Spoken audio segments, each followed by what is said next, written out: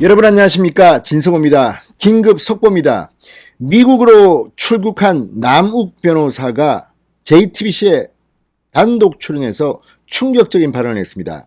자, 오늘 이재명 지사를 향한 분위기가 심상치 않습니다. 문재인 대통령이 대장동 의혹에 대해서 검찰과 경찰이 신속하고 철저하게 수사하라고 지시가 내린 뒤 김호수 검찰총장 역시 눈치가 빠릅니다.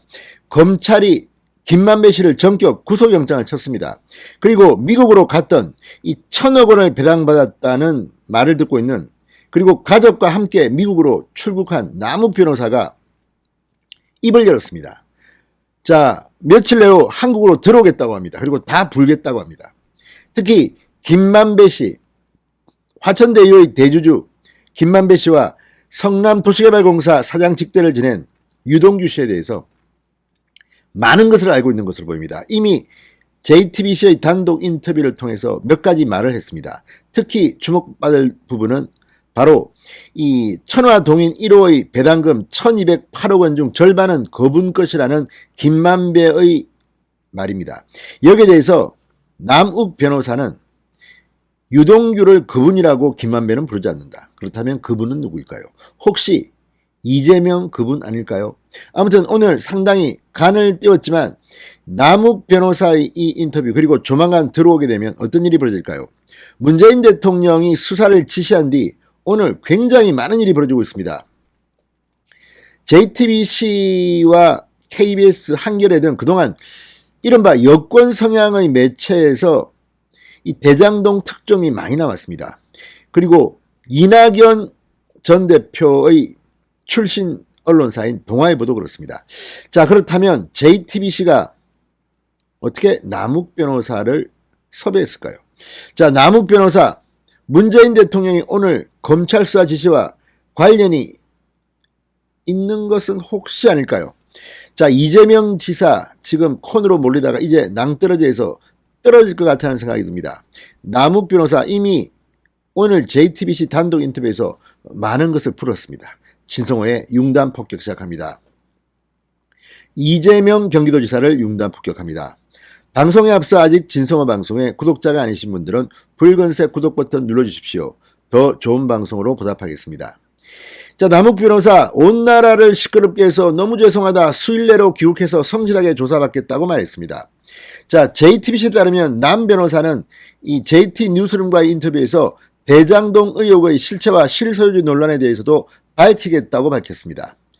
남 변호사의 입이 열리면 김만배, 유동규는 코너에 몰릴 테고 이재명까지 갈 수 있을지는 모르겠습니다. 자, 남욱 변호사 2009년부터 대장동 개발 사업을 주도한 인물입니다. 한국토지주택공사 LH가 공영개발을 포기한 뒤에 민간개발을 위해 주변 토지를 사들이고 토지주들을 직접 설득했다고 합니다. 대장동 의혹이 본격적으로 불거지기 수개월 전 미국으로 출국한 것으로 전해진 남욱 변호사. 지금 부인 역시 MBC 기자인데 뭐 수십억 원을 다른 또 뭐 이런 사업으로 챙겼다고 전해집니다. 꽤 거금의 MBC 명예퇴직금도 별로 신경 쓰지 않는 것 같은 남욱 변호사 가족은 지금 미국에 있습니다. 이 뭐 언론들에 따르면 미국 샌디에이고에 있다는데 지금은 다른 곳으로 옮겼을지도 모르겠습니다. 아이들의 교육 때문에 지금 어려움에 처했습니다. 게다가 외교부가 여권을 취소하려고 하고 있습니다. 이제 가족과 있는 남욱 변호사로서는 한국으로 돌아오지 않을 수가 없습니다.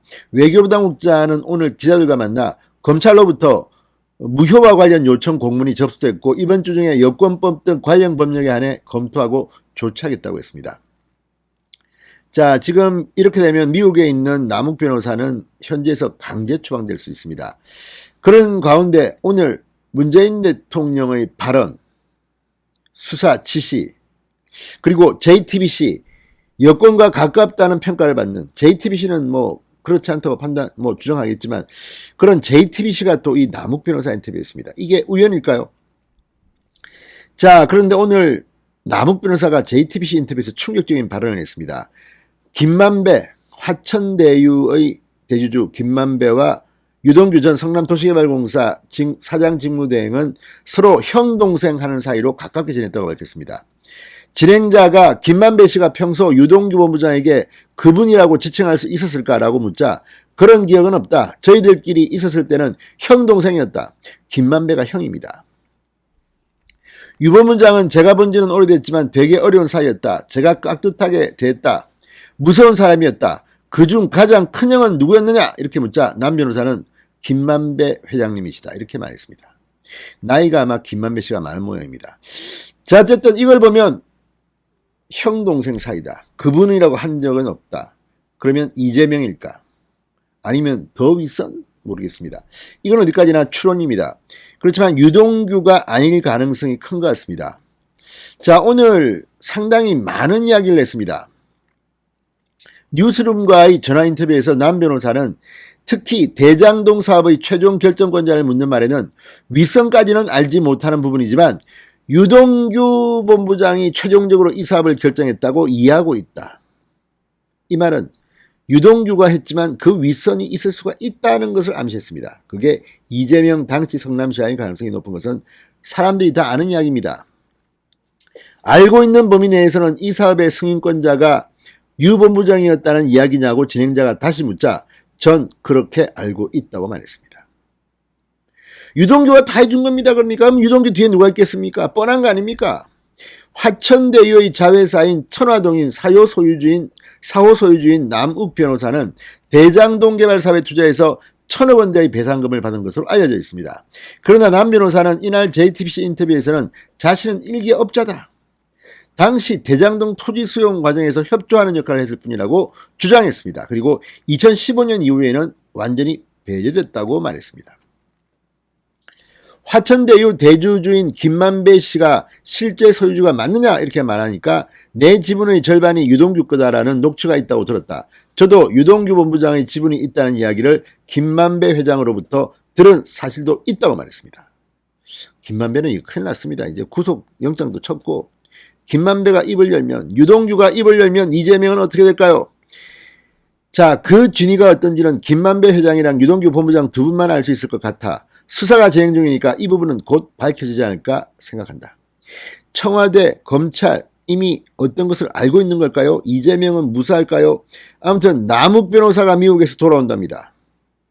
이 모든 것이 우연일까요? 문재인 대통령의 오늘 수사 지시와 남욱의 JTBC 인터뷰, 검찰의 김만배 구속영장 청구, 아무튼 이재명의 앞날이 굉장히 먹구름이 낀 것만은 틀림이 없는 것 같습니다.